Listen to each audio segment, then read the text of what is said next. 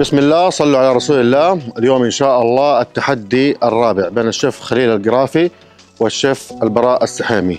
حيكون التحدي على طبق المليحية اللي هو المعتمد لمنطقة الحدود الشمالية، فنتمنى إن شاء الله يكون تحدي مميز ومنافسة مرتبة تليق إن شاء الله بهم كشيفز. شيف البراء السحيمي هاوي ومحب لفنون الطهي، خريج من كلية السياحة والفندقة بتخصص المطبخ الساخن والمخبوزات. اخترت مجال الطهي لأنه مجال عميق جدا، مجال كبير بهواياته بمجاله، والمجال جدا جميل وأنا حاب له من الصغر. شاركت في المسابقة لأن اكتساب الخبرات، اكتساب العديد من الخبرات واحتكاك في ذوي المجال، والحصول على المركز الأول بإذن الله وفوز بالتحدي. شيف خليل القرافي، هاوي للطبخ، طبخ ساخن. مجال دراستي مختلف تماما عن الطبخ، بس الطبخ هواية ماخذها عن الوالد عن جدي الله يرحمه، فمتعمقين في الطبخ شوي. طبعا شيف الياس غني عن التعريف، متابع من زمان، فلما تكون مسابقة زي كذا صراحة انبسطت جدا، وانبسطت أكثر إنه انقبلت في المسابقة هذه، وحافز لنا بعيدا عن إنه جو مسابقة. فالعمل تحت إشراف شيف الياس هذا بحد ذاته محسودين عليه، يعني تكون بداية خير للجميع بإذن الله، والتوفيق للجميع.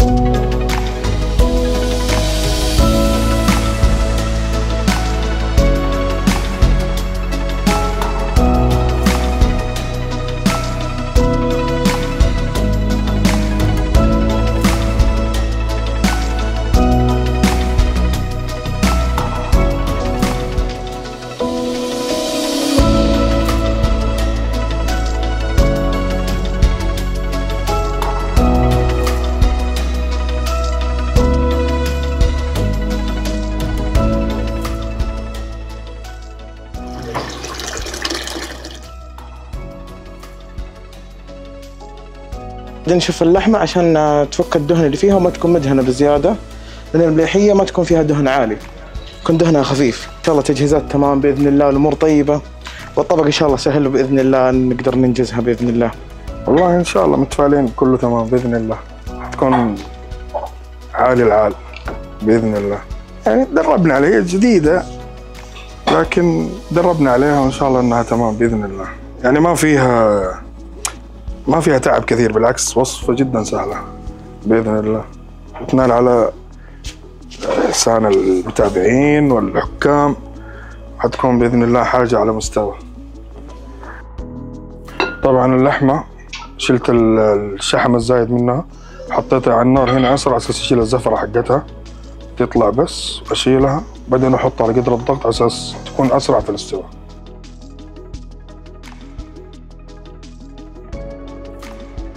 طبعا هذه الزفرة، طبعا هذا الدم المتجمد اللي في اللحم، هذه إذا ما تشال يخرب الطبخة كلها.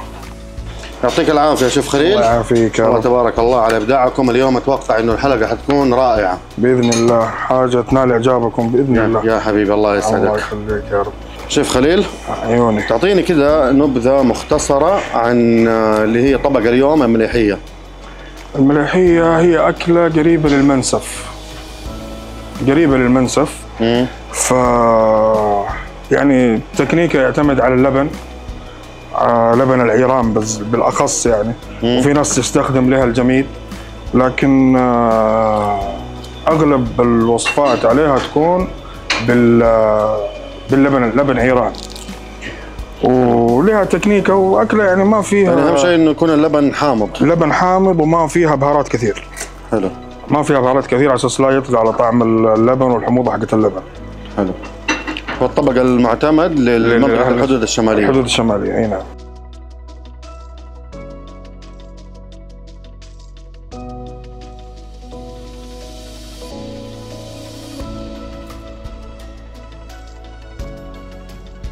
شيف براء يعطيك العافيه. الله يعافيك يا رب. انا شايف جايب دقيق معاك. اي نعم. هو الطبق المليحيه يتميز بخبز الصاج. حلو. او يسموه خبز الشراك، ويكون حلو. خبز رقاق بسيط جدا. حلو. فهو يدي نكهه للاكل. احيانا يكون ما بين الاسمر والابيض ميكس عشان يخفف ثقل الدقيق الاسمر. حلو. هذا من الاطباق المميزه جدا. فالطبق متميز جدا في الشراك. الان احنا بعد ما شلنا زفره اللحم ننقلها من القدر العادي الى قدر الضغط عشان نكبسها، فتستوي معانا بطريقه اسرع وتكون ألذ. اي هذه البهارات الصحيحه عشان تنقي اللحم وتدي المرقه نكهه جميله.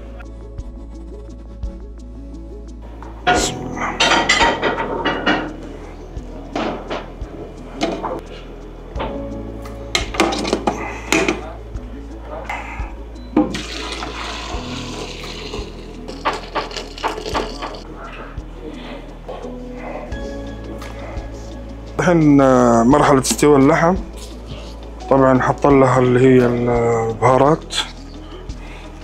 طبعا ما نستغني عن اسناد. طبعا نضيف ورق الغار اساس يسحب اي زفرة للحمة تنسحب، ونضيف بهارات. طبعا التمليح بعدين، دحين نكتم عليه. هنا عندنا دقيق اسمر ودقيق ابيض وشويه ملح شويه زيت زيتون. طيب شوف احنا عندنا خلاص بنقرص العجين، بندهنها بشويه زيت عشان نخليها ترتاح قبل ما يستوي اللحم، ونحطه نسوي الجميد، بعدين نبدا على طول نرق الخبز. طيب اليوم يومنا مميز بوجود نخبه ما شاء الله تبارك الله من الاصحاب والاحباب، ونخبة من الطلاب المتفوقين على مستوى المدينة المنورة وعلى مستوى المملكة، وحاصلين على جوائز مميزة لتميزهم في عدة مجالات ما شاء الله تبارك الله. فشرفونا ونورونا اليوم في هذه الحلقة. مساكم الله بالخير جميعا. أنا والد الطالب تركي بندر الكابلي. حقيقة يعني أشكركم على الاستضافة المميزة في هذا اليوم لطلاب متميزين ومتفوقين في مدارس العقيقة الأهلية. وحقيقة يعني تفاجأت في الأجواء الممتعة هذه والمسابقة الجميلة اللي بين الشيفs هنا، وفيها حماس حقيقة صراحة. شكرا لكم على استضافتكم مرة ثانية، ولسه نشوف النتائج إن شاء الله كيف تطلع. الله يعطيكم العافية. تركي كيف حالك؟ طيب الحمد لله. طيب إيش رأيك في المكان؟ والله كويس ما شاء الله. حلو؟ لك في الطبخ؟ كويس. تعرف تطبخ؟ شوية. يعني إيش أحسن طبخة كده أنت ممكن تسويها؟ مكرونة. مكرونة، ممتاز. حلو. يعني بدأت في المكرونة. حلو. إيش أكثر طبخة تحب تاكلها؟ مندي. ها؟ رز مندي. والله إنك بطل وكيف. تعرف تاكل صح ما شاء الله عليك. طيب أنت ما شاء الله تبارك الله من المتفوقين على مستوى المدينة المنورة. أول شيء في هذا المجال نشكر ربنا سبحانه وتعالى إنه جعلك من المتفوقين. ثاني حاجة تشكر مين؟ أشكرك أنت عشان عزمتني هنا. يا سلام، حلو، قدمني على أبوه. طيب وتشكر مين إنه ساعدك في إنك أنت تصير متفوق؟ أبوي وأمي. إي الله يحفظهم ويخليهم لك إن شاء الله يا رب، ويشوفوك في أحسن وأفضل مكان إن شاء الله بأمر الله. بعد كم سنة نستضيفك وأنت طبيب كذا زي أبوك إن شاء الله. معك عبد العزيز مقبول رحالي. صراحة والله شعور لا يوصف، كل شيء مرتب تمام ما شاء الله تبارك الله. أنا اسمي عمار عبد العزيز الرحالي من مدارس العقيقة الأهلية، وأشكركم يعني على هذه الاستضافة الجميلة. أنا يعني شخصيتي أحب يعني المنافسة، وأيضا كمان يعني الطبخ، وشيء جميل إني أنا أكون في هذا المكان. معكم أخوكم فهد السحيمي والد الشيف براء. حقيقة أنا جيت لدعمه ودعم جميع المتسابقين، لأنه المسابقة هذه دعم لأبنائنا. أشكر الشيف إلياس رحيم، حقيقة بادرة طيبة منه، وهذه تفيد أبنائنا وتفيدهم في مستقبلهم العملي. ما أقدر أقول إلا شكرا إلياس رحيم، وأتمنى أن هذه المسابقة تتكرر مرات عديدة. حقيقة أنا جيت وما كنت متوقع أنه بهذه الصراحة تنظيم رائع، منظمين، الجلسات، المكان مهيأ، بالإضافة إلى مكان المتسابقين. بصراحة ما توقعت بهذا الشكل، ما شاء الله تبارك الله، يعطيكم العافية، ما قصرتوا حقيقة. دام فيه داعمين مثل الأخ الياس رحيم، وأنا ما أبغى أمدحه وأعطيه مدح أكثر، لكن دام فيه أخوان مثل الياس رحيم داعمين لأبنائنا، فأنا أتوقع أنهم يصلون إلى أعلى مستوى. شوف حقيقة هو من الناس اللي عنده شغف في هذا المجال. طبعا أنا لا يمكن أتوقف في طلب يطلبه ابني أو مثلا يبغى مجال اللي يبغاه، هو يبغى هذا المجال وعنده شغف بهذا الشيء، فأثبت وجوده بالدراسة وأثبت وجوده برضه يعني حتى في البيت ما شاء الله دائما ناكل من يده. هنا عندنا العجينة بدأنا نشكلها بالشكل هذا عشان ترتاح معنا أسرع، وبدأنا نقدر نشكلها ونقدر نفردها بشكل أسرع، فتفيدنا على طول على الصاج. فعشان الجو بارد برضه لازم نقطعها على قطع صغيرة، وهذا تقريص للعجينة. احنا الآن عندنا هنا زيت زيتون مصفوة الجوف، من أفضل أنواع زيت الزيتون. حرش عليهم شوية زيت زيتون عشان تبقى طرية. خلاص كذا غطينا عليهم، خلي العجينة ترتاح شوية عبال ما نطلع اللحم، بعدين نسوي الجميد، بعدين نرجع نفرد العجينة يكون الرز استوى. السلام عليكم، أنا الطالب فارس أشرف سلطان من مدرسة الأمير رمي النايف. ما شاء الله اليوم البرنامج جميل والمنافسة واضح إنها قوية، وأتمنى إنه الحلقة الرابعة تعجبكم اليوم إن شاء الله، حلقة توب. أنا الطالب فيصل أشرف سلطان من متوسط بكر الصديق. صراحة اليوم الأجواء حلوة، سعيد باستضافة الشيف الياس رحيم، وإن شاء الله تكون مسابقة تنال إعجابكم. اليوم الحلقة الرابعة بإذن الله، أنا شايف تنافس كبير بين الشيف. أنا الطالب زكريا ياسر زكي سليم، طالب مدارس العقيقة الأهلية الدولية. السلام عليكم ورحمة الله وبركاته. أنا الطالب أسامة عادل عسيلان من مدارس العقيقة الأهلية والدولية. السلام عليكم ورحمة الله وبركاته. أنا الطالب محمد ياسر سليم من مدارس العقيقة الأهلية. إحنا نحب الطبخ، بس يا ريت نعرف نطبخ. نحب الطبخ بس معاكم إن شاء الله بنتعلم برضو، ونطلع إن شاء الله كلنا شيفs إن شاء الله مع بعض. لكم والله صراحة قهوة فنان. أول شيء أنا أخو البراء فهد، أنس فهد السحيمي، وأتمنى التوفيق للبراء، وأتمنى التوفيق لخليل، وأتمنى إن شاء الله التوفيق لهم الجميع، وأتمنى الفوز إن شاء الله البراء، والله يوفقه يا رب. حاليا حضيف اللبن، الآن حضيف لبن زبادي ملعقتين. طبعا أبدأ أخفق معاه لين يخلص عندي المرقة يعني.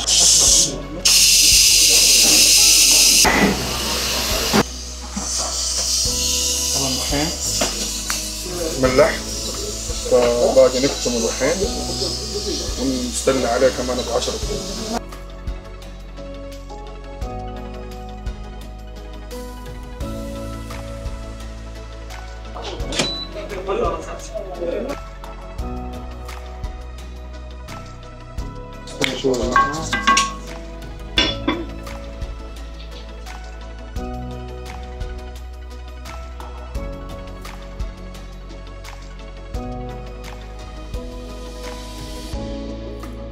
طيب حطينا لبن الغنم، بعدين نجي نحط لبن العيران، بعدين نحط له اللبن الزبادي، نضيف النشا، نخلطه على البارد، بعدين نملحه عشان يكون معانا جاهز عشان لا يفرط على النار.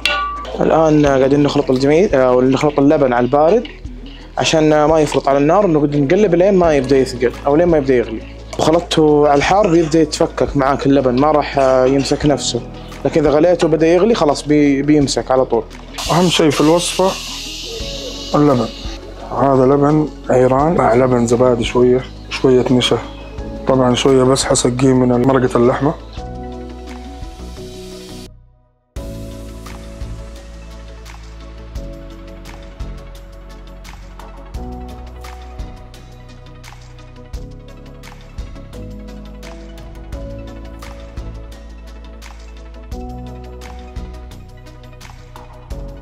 الآن بننزل السمن، بعدين ننزل الرز ونخليهم مع بعض يتحمسوا شوية، بعدين نحط لهم الموية أو مرقة اللحم. بنبدأ في الرز دحين، وأضيف الملح ونستنى شوية كذا، أضيف له شوية من المرقة اللي سلقتها حقت اللحمة، طبعا بزيت الزيتون صفوة الجوف.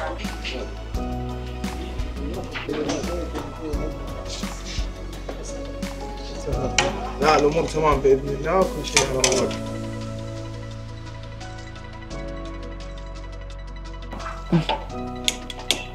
حياكم الله شرفتونا والله. الشيف الياس رحيم ما شاء الله منافسه حاميه ما شاء الله تبارك الله يوفق الشباب. يجيك كوب اسبريسو خليك تصور هندسه كلها مو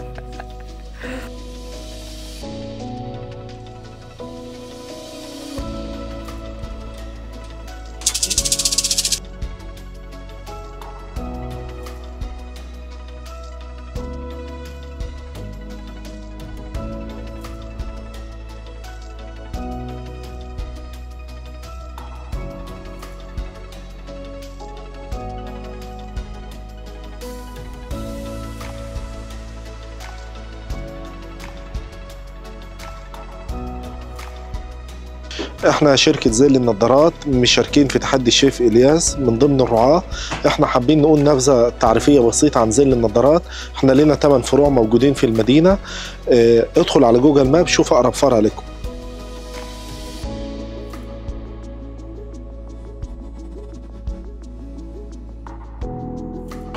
بس حطيت ملح المرقة عشان ننزلها على الرز.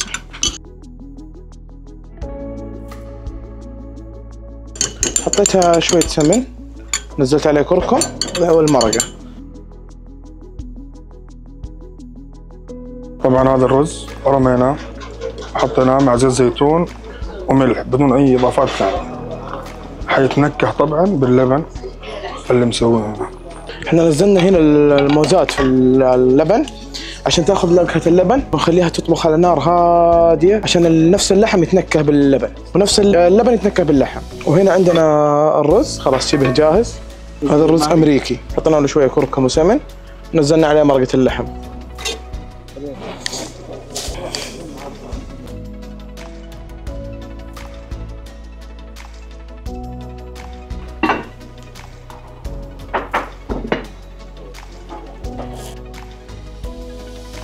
نفرد الرقاق عشان ننزله على الصاج. طبعا الرز اللي استخدمناه رز مصري على اساس لازم يكون هذا الشكل عندنا كذا، لازم يكون زي كذا الرز. نبدأ نحمص المكسرات. طبعا هذا الصنوبر اساس طبخ. ان شاء الله كل الامور تمام باذن الله. نبدأ نسقي.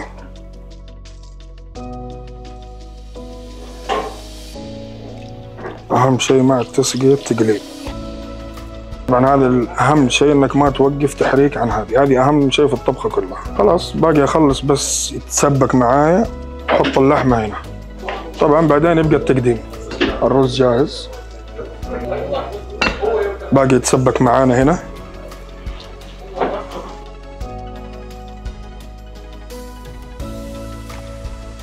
خلاص احنا خلصنا كل شيء الان بس باقي الرقاق ونبدا نقدم.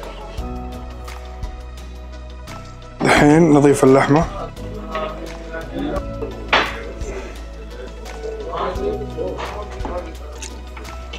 طبعا الحين اخلي اللحمة تتسبك مع اللبن بس يمسك طعم حموضة اللبن وهذه في نفس اللحمة. هلا يا شيف خليل. هلا حبيبي. انت الحين اللحمة عندك استوت صح؟ استوت. اضفتها على اللبن والمرقة؟ اللبن مرقة اللحم. مرقة اللحم ايوه حتى بالتدريج اساس لانها لا تفرصد معايا. حلو. طبعا ان شاء الله جاهزة بس انه تتنكه اللحمة والله الريحة. وهذا رز ما شاء الله تبارك الله. رز مصري. استخدمت رز مصري. رز مصري. حلو. طبعا بزيت الزيتون وملح بس من غير اي اضافات. طبعا حيتنكه باللحم باللبن. حلو. اللبن والمكسرات. ريحة اللبن مرة حلوة. ايوه لانه ما اللحمة. ايوه لا ما فيها شيء. اللحمة بس سلقت معاه اللي هو البصل وبهارات بيضاء. حلو. ورق غار بس وهيل حبتين بس. يا سلام. شكله حناكل حاجة مرة طعمة. بإذن الله. اليوم الشيف البراء ما شاء الله تبارك الله. شوفوا واضح انه خبز. واضح انه سوى لنا حاجة مرتبة. اكيد باذن الله. عمل الشراك أو خبز الصاج عشان يقدموا مع الملحية. إيش توقعاتك؟ شفت أنت المنافس قدم حاجة وأنت قدمت حاجة، فتعال وريني هنا إذا تسمح لي إيش سويت. هنا عندنا اللبن حلو، لبن غنم طازج، حطينا في طبخنا كرسنا الموزات هنا وحطيناها تاخذ النكهه هنا على نار خفيفه. حلو، مع المرقه، مع مرقه اللحم. مع مرقه اللحم. وهذا ايش اللي فوق؟ السمن؟ سمن وكركم. يا سلام، حلو، عشان تاخذ نكهه ولون. وهنا عندنا رز مصري ولا امريكي؟ رز امريكي. حلو، اختلفت انت عن منافسك، هناك سوى رز مصري وانت سويت رز امريكي. الرز المصري الرز الامريكي يفرق. حلو، مع الكركم والسمن. يا سلام. وهنا عندنا الخبز. هذا الخبز مسويه هنا الشيف البراء، ما شاء الله تبارك الله. طبعا الفطير جبته معايا جاهز، خلاص الان نستعد للغرف. حطينا السمن وحننزل الصنوبر واللوز. الوالد بيدعمني في كل شيء، لكن الدعم الاساسي في المطبخ بيكون من الوالده. تعرف الوالده هي اللي دعمتني في المطبخ اكثر شيء. الوالد دعمني ماديا، دعمني معنويا، نفسيا، دعمني من كل النواحي. فالله يديهم العافيه ولا يحرمنا منهم يا رب. خلاص انا جاهز، من اول جاهز. مين اكبر داعم؟ والله الوالده، امي الله يديها العافيه اكبر داعم. لها تاثير عليك في المطبخ؟ ايوه استشرتها في الاكله هذه؟ ايوه. ايش قلت لها؟ قلت لها ايش الطريقه، هي وجدتي عاد ما شاء الله على طول، حريم الكبار. الله يحفظك. بس الحمد لله، ان شاء الله تذوقوا طبق يعجبكم باذن الله. توتر؟ لا ترى من بدري مخلص، الرز جاهز له ربع ساعه. ايش رايك؟ والله انا اول مره سايب تحدي مره، كثر ما هو قوي وكل واحد واثق، شيء يعني نطلع بمنتج اتوقع شيء يعجبكم باذن الله. حتى الروائح ان شاء الله باذن الله. الآن قاعد أرص الخبز هنا في عرض الصحن عشان دحين نقدر نغرف ونحط التزيين عليه.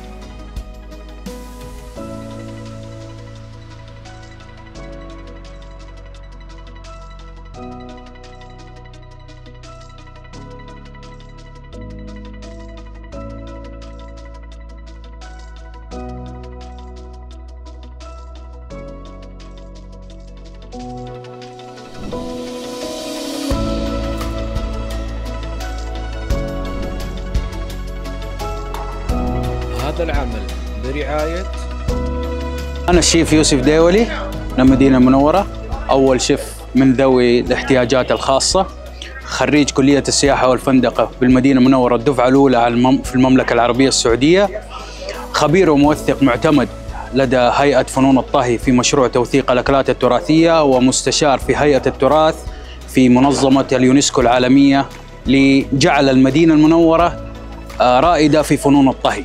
سعيد جدا أنه كنت حكم في مسابقة تحدي إلياس رحيم، الله يعطيه الصحة والعافية، شيء مشرف جدا، ولي الشرف أني أكون أحد الحكام في اللجنة.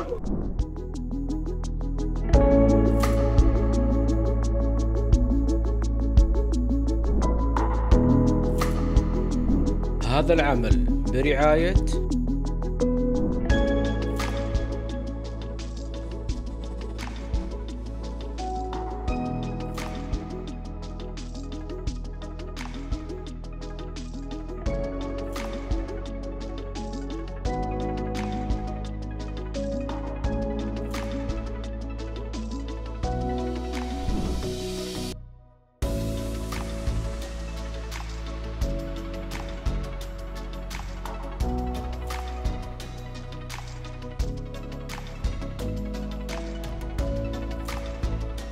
شيف براء، اشرحنا عن طبقك. سويت الطبقة المليحية الشمالية، خبزت خبز الشراك هنا. برضه سويت الرز برز أمريكي بالكركم والسمن. سويت اللي هو اللبن بلبن الغنم الطازج، حطيت عليه لبن عيران وخلطته وبعدين نزلت فيه اللحم وحطيت عليه مرق اللحم. شيف البراء الله يديك العافية، طبقك جدا ممتاز، تكنيكك حلو، شغلك حلو. الملاحية الشمالية تختلف اختلاف عن المنسف. الملاحية بيكون لون الرز أبيض، أنت استخدمت نفس تكنيك المنسف بلون الرز والكركم وضفت عليه الكركم. اللحم كان يحتاج له طبخ بس أكتر مع اللبن عشان يمسك. نعم مظبوط. الرز عندك كمان كويس، يعطيك العافية. نكهة المنسف أو نكهة الملاحي مرة ممتازة، عشان أنت استخدمت طبعا اللبن غنمي، يعطيك الصحة والعافية. الله يعافيك يا رب. بس هو يفضل إنك تستخدم المريس حق الحدود الشمالية. غير كده الرز عندك شوية مكسر، ما هو حبة بحبته، بس برضو يعطيك الصحة والعافية. طبقك جميل جدا، البرزنتيشن ممتاز. الخبز اللي خبزته كانت مغامرة قوية في انك تحطه مع الطبق. يعطيك الصحة والعافية. الله يعافيك يا رب، الله يسعدك. البراء صراحة يعني يعطيك العافية. الله يعافيك. جميل.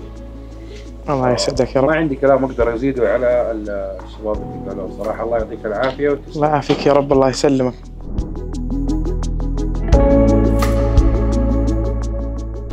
شيف خليل، اشرح لنا الطبق اللي انت سويته.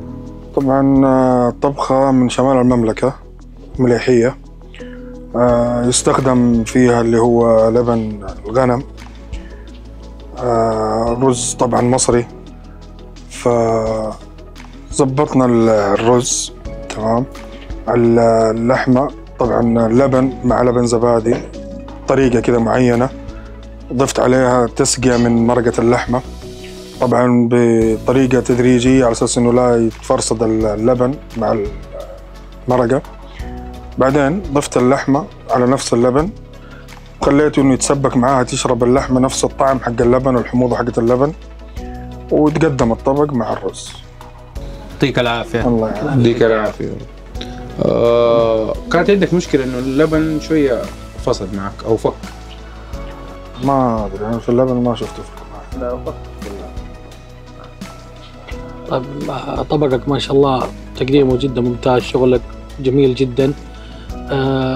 ما يعني المفروض انك تختار نوعية لبن افضل. اللبن اللي اخترته هو لبن خفيف فبفرط معك، ما بتماسك بسرعة. المفروض انك تستخدم نوعية لبن افضل اذا ما لقيت مثال المريث زي ما قال الشيف يوسف او المضير، او انك تحط شوي من جميد اهل الشمال، شيء بسيط جدا.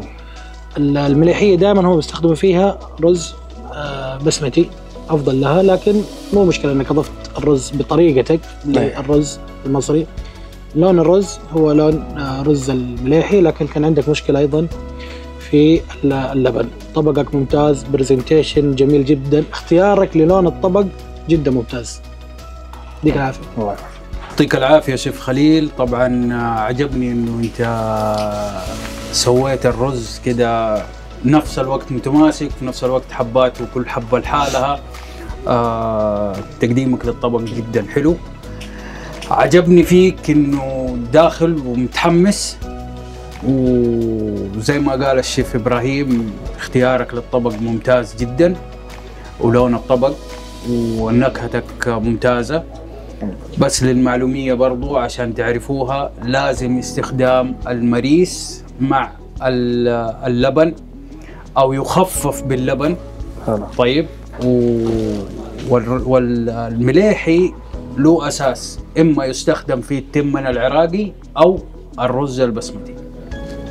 ويعطيكم الصحة والعافية جميعا. شكرا لكم.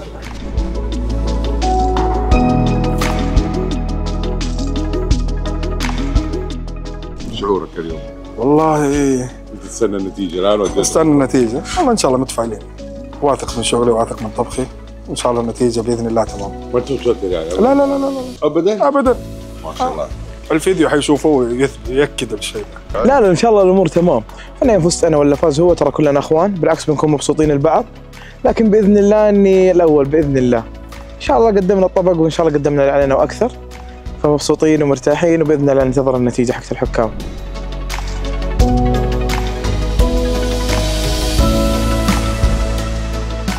طيب نوقف تصويت الان عشان نعلن النتيجه. هذه نتيجه التصويت: 45% الشيف خليل و55% الشيف البراء. كذا انتهينا من التصويت.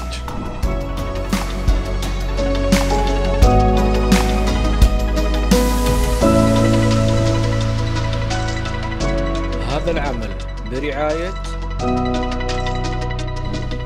أبو سلطان، الخليل ولا براء؟ خليل. الخليل ولا البراء؟ براء. برخل. لا واحد. الاثنين والله. لا واحد تختار منهم. خلاص الاثنين. ها خليل. الاثنين كيف يفوزوا انا ماني عارف، بس يلا مو مشكلة. البراء. ها دكتور؟ البراء. الاثنين برضو انت معاهم يا شيخ. ها الاثنين.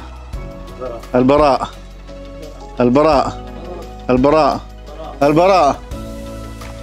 ها صهيب. البراء.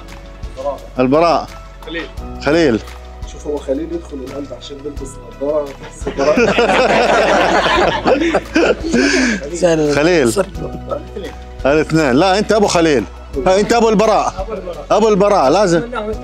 الله يسعدك. خليل. يلا الآن راح نعلن النتيجة بين الشيف خليل والشيف البراء على طبق المليحية المعتمد لمنطقة الحدود الشمالية. طبعا الشيف خليل أبدع، الشيف البراء أبدع، لكن في واحد منهم أبدع عن الثاني. فمستعدين؟ يلا 1 2 3. مين؟ انت تتوقع انك فايز وانت تتوقع انك فايز، صح؟ لكن واحد منكم هو اللي حيفوز. والله الاثنين ابدعتوا، انا نفسي افوز وهم الاثنين. يصير ينفع؟ ها؟ ما ينفع؟ مبدع، لكن في شخص ندخل بواسطة كده ولا كده مرة ما تجي؟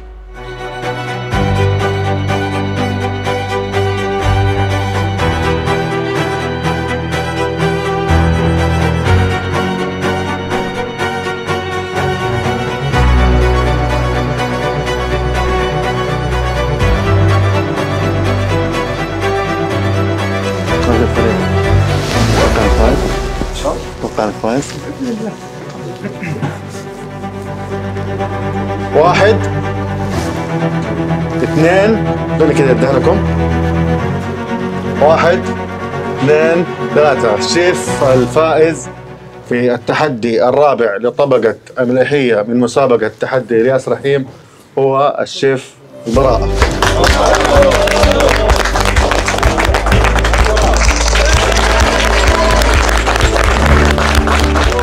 الفرق بينهم ترى مرة بسيط.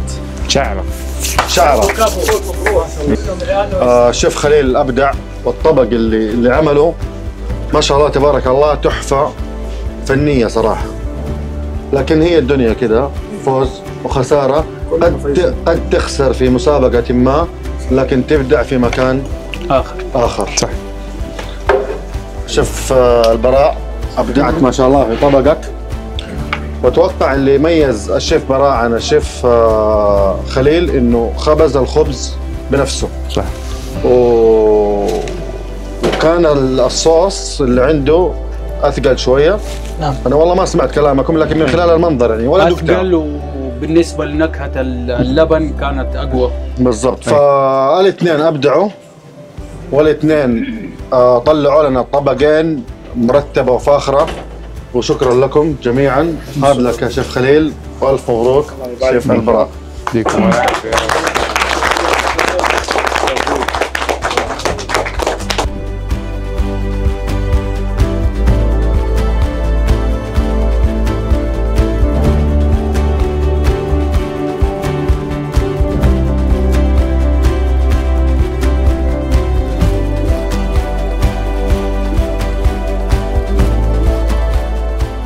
اكيد شعور جدا جميل وانبسطت مره اني فزت. برضه اقول لاخوي خليل هارد لك وان شاء الله يعوضها في مرات جايه، لكن اليوم الحمد لله ابدعنا طلعنا شيء جميل، وان شاء الله دائما نبدع ونطلع الاجمل والاجمل باذن الله، وباذن الله نكون الاول في المسابقه كلها باذن الله. حبيبي حبيبي الله يعوضك. الحمد لله كلنا فايزين، نعتبر احنا داخلين مسابقه ننبسط ونتألف ونتعارف على بعض ونشوف الشباب، والحمد لله. أقول لك أنا داخل المسابقة أتعرف على الناس وأشوف الناس، تعرفت عليكم بناس طيبين والشيف الياس، يعني ماني خسران. إحنا كأهل المدينة أول مرة نسوي الشيء هذا. طبعا إحنا ما إحنا والفين على الشغل فيه، لكن هي كل يومين الواحد تعلم الشغلة، شاف تكنيكه والأمور طيبة الحمد لله. طيب اخوي احمد رحيم بيقدم جوائز للحضور. هذه عطور من احاسيس عطري.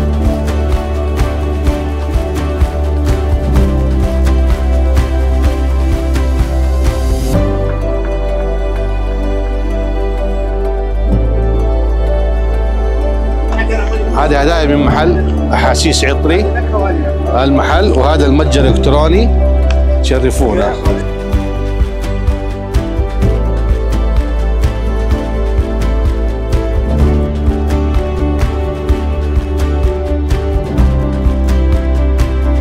كذا الحمد لله انتهينا من الحلقة الرابعة لتحدي الياس رحيم، وكانت طبق المليحية الشمالية. الشيف خليل أبدع، الشيف البراء أبدع، طلعوا طبقين مرتبة، الأشكال الأطباق رائعة جدا، الطعم رائع جدا للاثنين. فواحد منهم اللي طلع، واحد منهم اللي خسر، فالاثنين فائزين إن شاء الله. أبدعوا جدا جدا جدا، ونلتقيكم بأمر الله في الحلقة الخامسة مع تحدي جديد وطبق جديد ومتنافسين جديدين.